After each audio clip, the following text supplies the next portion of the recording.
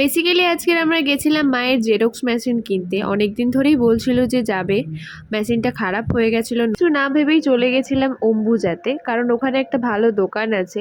তো ভাবলাম ওখান থেকেই নেওয়া যাক। মা কিছুদিন আগেই ফোন ওখান থেকে নিয়েছিল, তো মেশিনটাও দেখে এসেছিল যে ওটাই নেবে।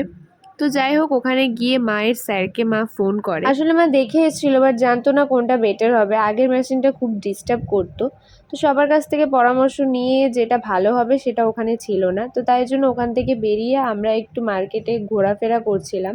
ফার্স্ট টাইমে চলে গেছিলো সবজির সাইডে, যেটা আমার একদমই পছন্দ না। বলছিল যে এইসব কী সব নেবে। তো যাই হোক, আমাদের এখান থেকে বাড়ি কিন্তু অনেকটাই দূর, প্রায় 1.5 ঘন্টার মতন। তো এখান থেকে নাকি নিয়ে যাবে। তো আমি বললাম যে একদমই না, নিয়ে যাওয়ার দরকার নেই। আর আমি এই সাইডে জিনিসপত্র দেখছিলাম, জিনিসগুলো খুব ভালো লাগছিল, বাট এখন আমার নেওয়ার ছিল না, তাই জন্য আমি দেখে দেখেই চলে এসেছিলাম। সব থেকে ইন্টারেস্টিং জায়গা হচ্ছে এই দুটো, যেখানে এসে চোখ আটকে যায়। সেটা হচ্ছে জামা কাপড়ের কালেকশন আর একটা টেডির কালেকশন।